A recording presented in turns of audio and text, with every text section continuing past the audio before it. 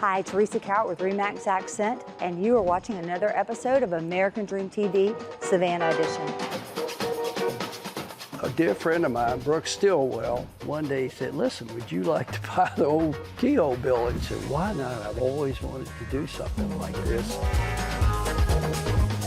This is a home that is almost brand new, which is very odd in downtown Savannah, but you find those rare gems, and it's conveniently located to just about everything.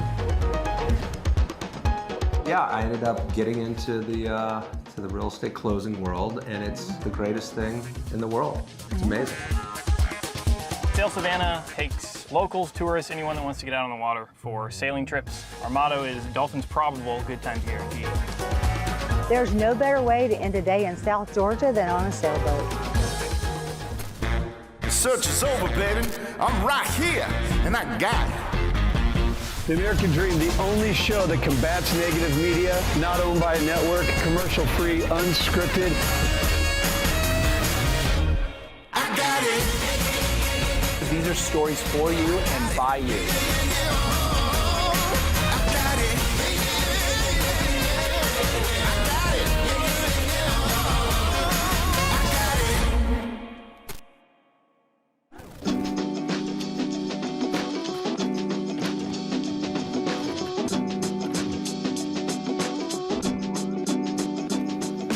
Hi, Teresa Cowart with Remax Accent, and you are watching another episode of American Dream TV, Savannah Edition. Today we are going to visit Kehoe Ironworks, we are going to visit a home in downtown Savannah, and then we are going to visit Brandon Searcy Smith, a local attorney, and talk about the market. Stay tuned for this episode. We hope you enjoy it.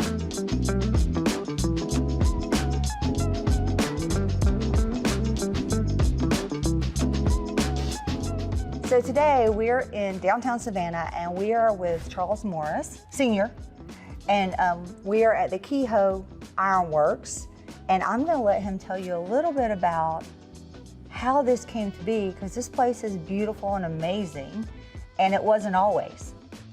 So why? I mean, you just woke up one day and said, I want to refurbish that. No, to go back to how all this came about, you know, I had lived in Savannah since I was about 22 or 23, and I just, you know, always loved this history here, and I've been kind of a history buff, particularly about Savannah. And I just think that we're so fortunate to have this national treasure. Really, it's unbelievable what we have here in this great town.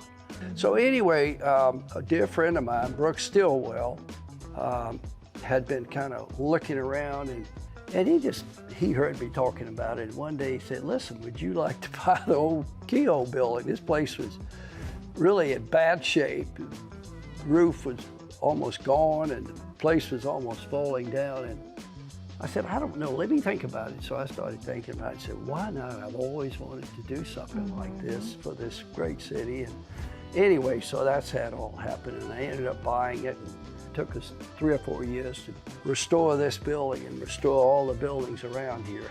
You know, that's kind of the story of how I got started here.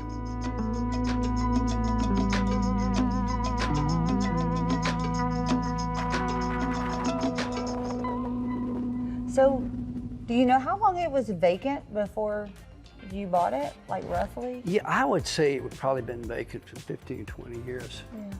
What did they use it for before? Well, they made all kinds of steel things, Yeah. the Kehoe family. So it really was just that? That would have been Billy Kehoe and Joe's great-grandfather or grandfather that came over from Ireland, broke with no money, and started. They all came broke, didn't they? Yeah, they all did. Yeah. And started, you know, saw this opportunity. It's an American dream. Yeah, it was. Yeah. Oh, well, it's beautiful. It is absolutely stunning.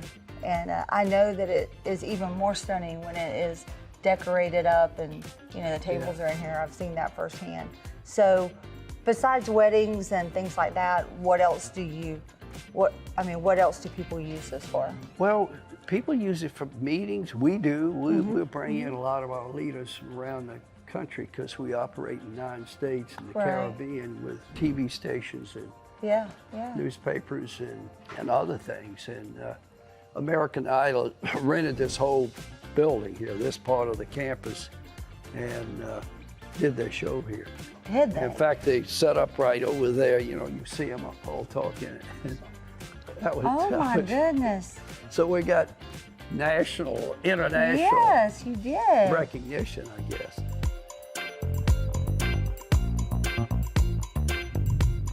So these are obviously original. Right. What else is original? Well, the brick base here, Okay. All right. that's original. That was here as far as I Oh know. wow. Okay. And that's why we preserved it Yeah. and put it up like that. That tin siding Yep. and all the beams above, Mm-hmm. all that is original. So a couple of them were in kind of bad shape and we had to repair it, but that was it. We didn't. That's awesome. You know, so we didn't have to go out and buy and get somebody to make us some special stuff. So definitely have stood the test of time Yeah. and Oh, yeah. even neglect. Well, it was You it know? was neglected because it went, I guess the steel business went south or whatever, and whoever owned it then, I don't even think the Keyhoes owned it then. Yeah. They'd sold it to somebody else and gotten Just out. kind or of what. left it. Yeah. Well, yeah, and that was kind of the history of it. I mean, the reason you know these are old, if you look at the brick, you can see it.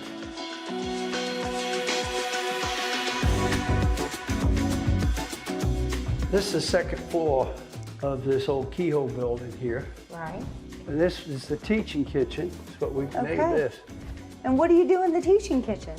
Well, we have done a little. We haven't really done what I want to do, and that is, I really want to start teaching people how to cook healthier food and eat healthier. Okay. And I've never pulled the trigger on that. We've had all this stuff with the virus and we've just stopped. But we have done a little of this. This is set up, you know, got all you need, these cooking stations if you need them. Yeah. They're gas, where you can have a group in here, go into a cooking class, learn how to cook. This is amazing. And you've got all this capability here to cook right Yeah. here, gas stove. You got these ovens, and this is dishwashing capability. We got some more of it over there. But all the cooking would be done on this end. Yeah.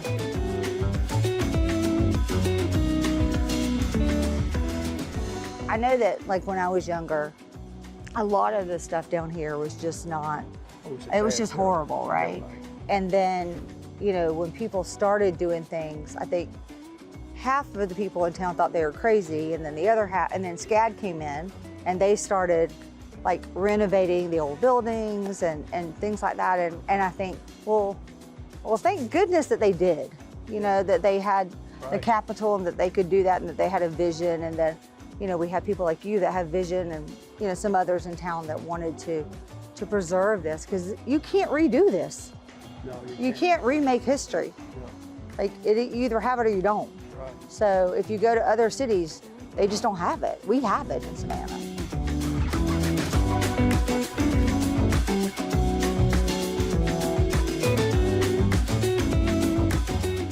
Thank you so much welcome. for letting us So I come. hope you're using some. Maybe you got some clients and people. Oh that my wanna gosh, come. yeah. Well, I've already been here, so I will be back, I'm sure.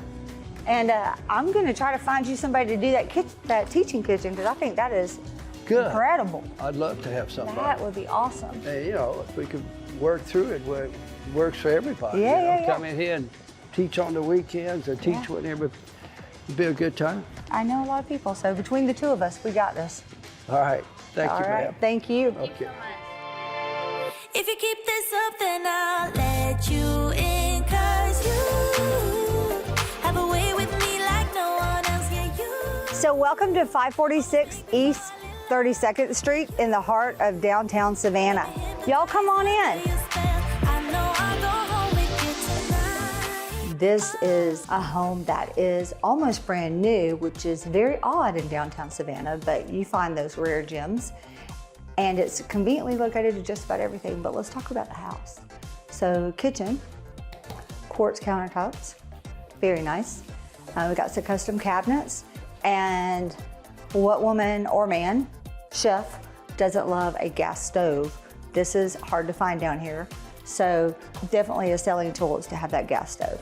You have a laundry room on this floor, a half bath on this floor, and oddly enough, a lot of storage in a home in the historic district. So you've got closets everywhere. It has this little dining area, and it also has a bar. So that was a nice little touch with quartz countertops. And then you've got your living area here right off the front door.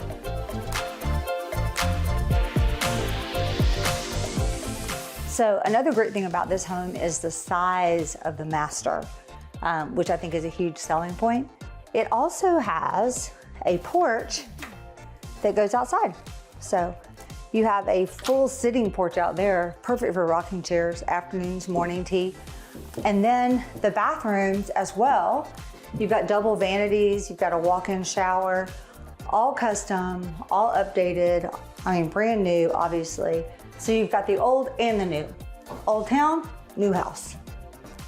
If you go down the halls, you've got the other 2 bedrooms, which again are really good size and have really good closets. And then you've got another bathroom, full-size bathroom in the hallway.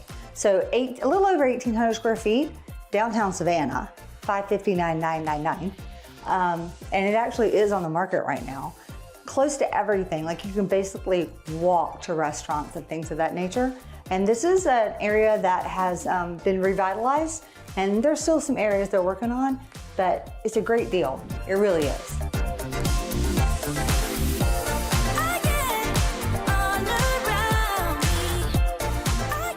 So thanks for letting me show off this beauty. And now we're gonna head over and talk to Joel Gerber, who is with Brandon, Searcy & Smith and is an amazing attorney in downtown Savannah. Let's go.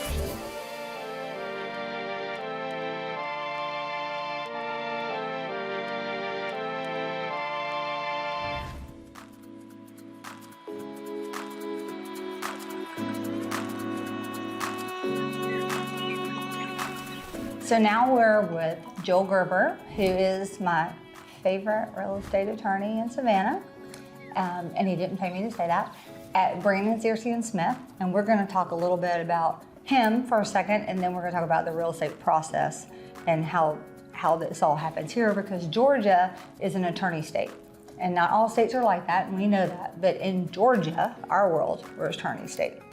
So tell them about Joel Gerber. Like, how'd you get to Savannah? How did you? Yeah, it was, I graduated law school and moved to Atlanta and worked for a big international law firm, had over 1,000 lawyers, and it sounds really great and awesome to be in one of these firms. I had a new bride and 2 little babies, and at the end of the day, I just didn't have the time that I wanted with my family. So my wife's from here, we moved back down, at the time, I wasn't even doing real estate. I was a construction lawyer up in Atlanta, and had a few realtor friends who said, hey, you should do my closings. And I said, I don't know how to do them. And they said, well, I can't help you there, but go figure it out. And I did. And figured it out. I think so. Yeah. I think so. Now you do a few. Yeah, we do. 1,000. We do. Yeah. So yeah, I ended up getting into the real estate closing world, and it's the greatest thing, you know, in the world. It's amazing. Yeah. So from the buyer or the seller's perspective, I mean, a lot of them don't understand really what the attorney does, except for sit at the end of the table on closing day and kind of go through the documents with them. But there's a lot more to that from the day that we send you the contract. There is, and it's nice that they don't necessarily have to see that too. Yeah, they really don't want to hear from you. That's right. No, I would say this on TV. Every time Teresa sees my phone, my name pop up on her phone. During business hours? During business hours, it is what's wrong. Yes, right. That is right. Right. But yeah, so, you know, the realtors, they do a lot of the heavy lifting, right? They're showing these buyers 10, 20, 30, 40 homes. They're negotiating the contracts. They're helping them find the right lender. And obviously the lenders have their own world of underwriting and finance. And so when it comes to us and we get the contract, what we're really doing is we are running title on the property. There's a public record down at the courthouse that basically has all of the deeds. I wouldn't say from the beginning of time, but let's call it the beginning of time. And our job is to basically start with the most current seller and go backwards. And we do that for ownership. We do that for all the open mortgages, liens, judgments, everything. So my job when we get to closing is to make sure that the seller doesn't owe anybody else anything. So if they have an open mortgage, we're gonna pay it off. If they have back taxes, we're gonna pay it off. If they have HOA dues that they haven't paid, we're gonna pay those off. So we want the buyer to have a fresh start with their home. So that's kind of the major thing that we do from, I would say, a legal standpoint is the title work, the title abstract, reviewing that and making sure that the seller has every right to sell the property to the buyer. On the borrower side, it's stuff that, a lot of it's logistics, right? And we don't want the realtors, I wouldn't say want them to be involved, but we want to take it hands-on, at least in my office, right? So we need to know whether the buyers are going to be in attendance at closing, okay? Because some buyers can't show up. What we have to do what's called a remote closing. We can basically coordinate documents to be signed really anywhere in the country. Right. You know, then as we get closer towards the end, we're working with the lender to get all of the basically loan documents that the buyer will be signing. And then, as you alluded to at the beginning, we come in my office and we sign a bunch of documents and eat a bunch of candy. Yeah, because you have the candy bar. I do. It seems to make everybody happy. It does. It makes everybody happy. We were very unhappy during COVID when it left. I know. I know. So was I. Trust me. When you guys leave, I run in here and eat the candy. That's all I do. Yeah, and at the end, I mean, it sounds simple, but there's been so much work that goes in from first finding the right home to getting the loan approved to the end that, in a way, it sounds silly, but it is a little, I think you'd say, anticlimactic, because I always think at the end of the closing, just like, all right, congratulations, and like we need the confetti and the balloons. What's that show where they hit the buzzer? Yeah, and everything falls. And everything falls. Like, I think we should have that on every single closing. Well, you know, you could probably make that happen. I know. I think we should look into a renovation. Okay. I'm okay with that.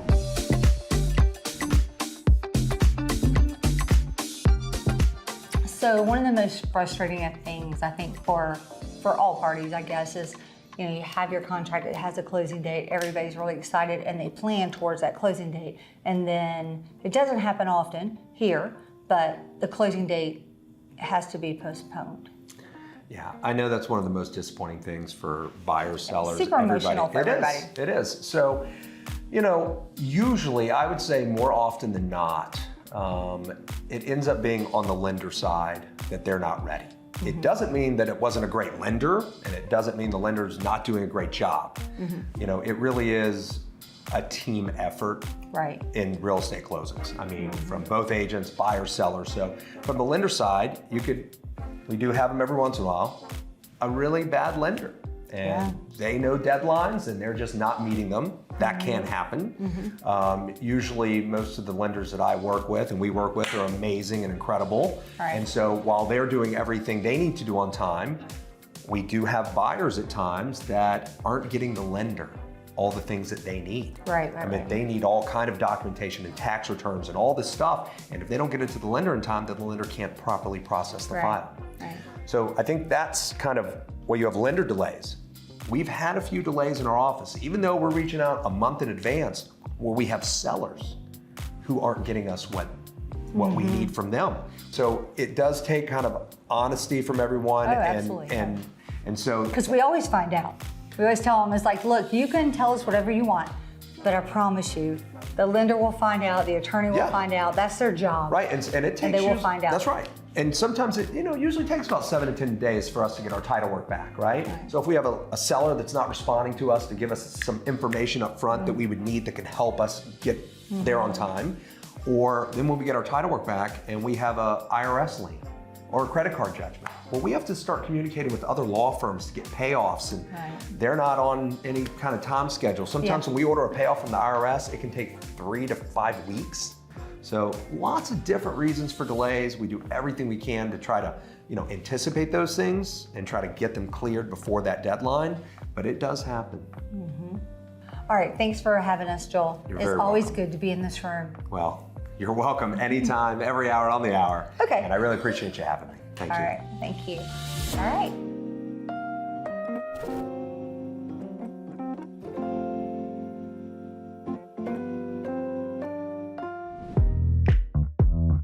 So we are ending our segment, and we are here with Andrew Savage, real estate developer by day, and this is the other job, the fun job, Sailor right? by Sunset, yeah. Yeah.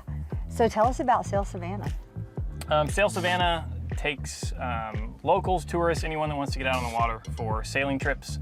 We try and give them good views of the marshes, try and find some dolphins. Some of Savannah's nicest real estate is up here right on the water, so they get to see that. Yeah, it is. Our motto is dolphins probable, good times guaranteed. Oh, that's cute. That's great. How many people? Up to 6 guests, so we take anywhere from 1 to 6. Okay. Year round? Yeah, I mean, it slows down a little bit. It can get a little chilly, but if somebody's really looking for an adventure, you know, we'll go out in January, February. Put a jacket on we'll and be go, here, we'll be yeah. sailing, so you Yeah. can come with us anytime. Yeah, you can tell a real sailor, it's in their blood. They don't care what the weather is, they still go, as long Yeah. as it's safe. Yep. Yeah, as long as it's safe.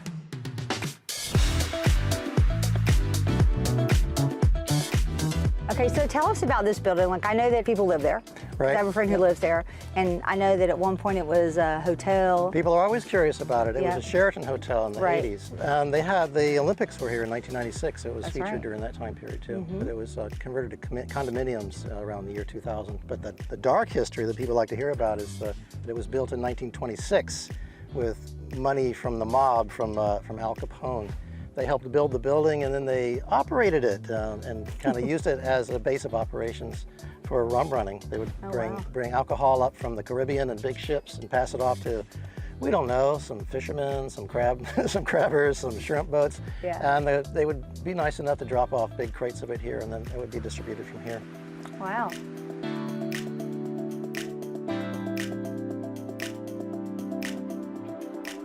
So this is a lot of fun. How do you learn how to sail? Do you offer sailing classes? Yeah, so we offer kind of one-off learn to sail, get exposed to it. But in the spring, we're hoping to be the only American Sailing Association certified sailing school in the area. Oh, So cool. people will be able to sign up and take 1 to 3 day courses and really get heavy into it and really learn how to sail and be able to handle a boat by themselves. Please take the class. Don't just buy the boat. It's amazing how many people will buy a boat and don't know how to operate it. So please take the class.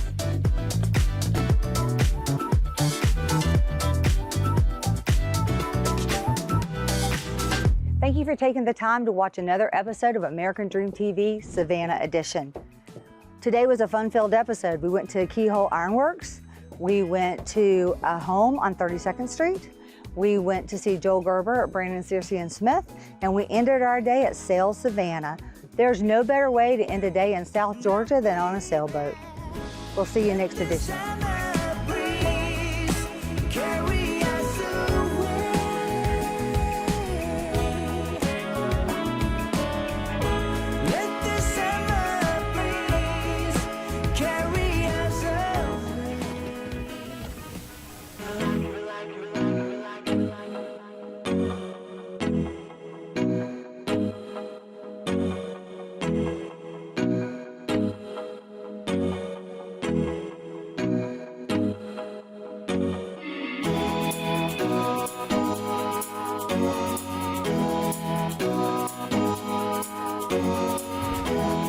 Welcome to beautiful 223 St. Andrews. This is a spacious, custom-built home located in the desirable golf course community of Lost Plantation in Lincoln, Georgia. 4 bedrooms, 2.5 bathrooms, recently updated and ready to move in. This home features hardwood floors on the main living area, has a formal living room, formal dining room, a beautiful white eat-in kitchen with stainless steel appliances and tons of counter space. There's also a family room and a designated office space. The owner's suite is large and comfy with an ensuite and a walk-in closet.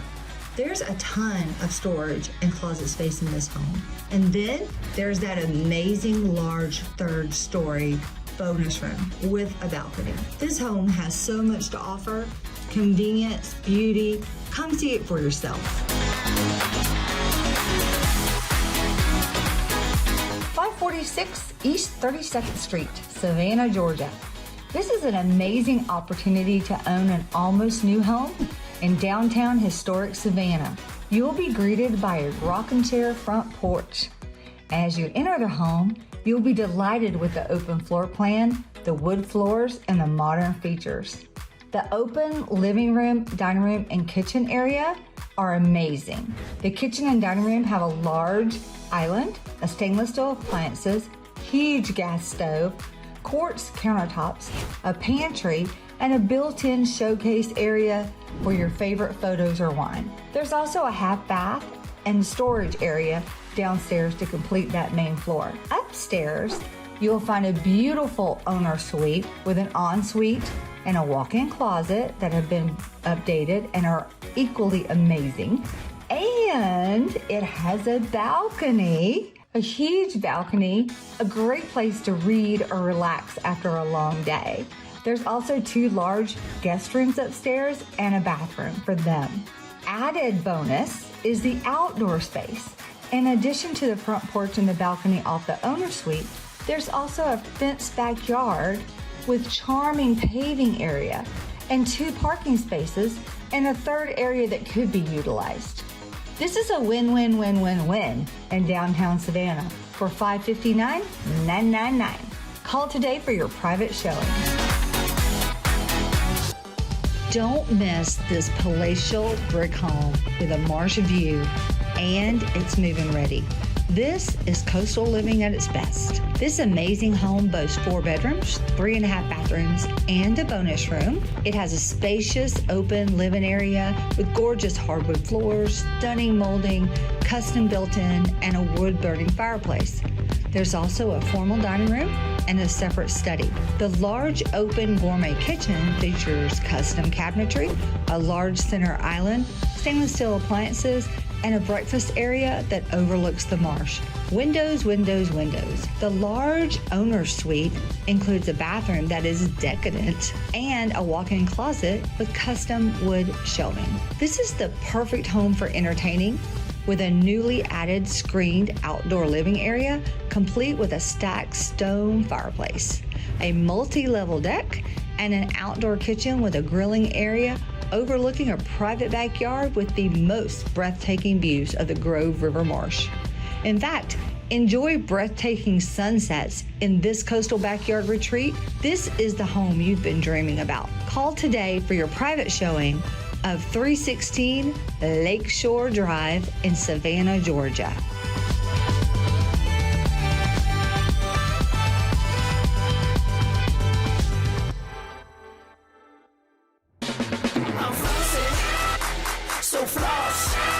I'm glossy, yeah, so glossy new. Our show is called The American Dream because we believe that everybody has the opportunity to do everything they want to in their life as long as they don't let any and every excuse get in the way. People don't care about how much you know until they know how much you care.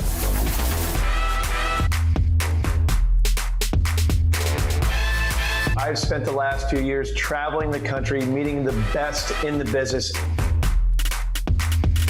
Let's get it started right now.